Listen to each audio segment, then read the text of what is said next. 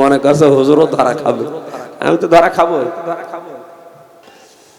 কর্মজীবনে যে আল্লাহকে বেশি স্মরণ করো মানে ওজনে কম বেশি করবেন না, খাদ্যে ভেজাল দেবেন না। অনেক মানুষ আছে সুবহানাল্লাহ আলহামদুলিল্লাহ নামাজ রোজা এমনকি এ মানুষ তাহাজ্জুদ পড়ে, কিন্তু বাস্তবে প্র্যাকটিক্যাল লাইফে ওর কর্মজীবনে ও হালাল থাকতে পারছে না। ধ্বংস হয়ে যায় দোকানদার গুলো যারা ওজনে কম বেশি করে, নেওয়ার সময় বেশি নেয়, দেওয়ার সময় কম দেয়। এটা শুধুমাত্র যারা দোকানদারি করে ব্যবসা করে এদের জন্যই না, তামাম পৃথিবীর সবার জন্য এই আয়াত। কথা বলে না কেন?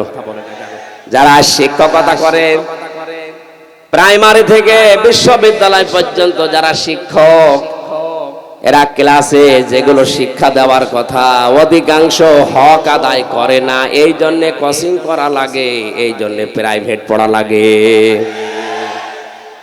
সরকার আপনার কাছ থেকে 8 ঘন্টা কিনে নিয়েছে, এই 8টা ঘন্টা যদি আপনি সঠিকভাবে যা পেয়েছিলেন ওইভাবেই দিতেন,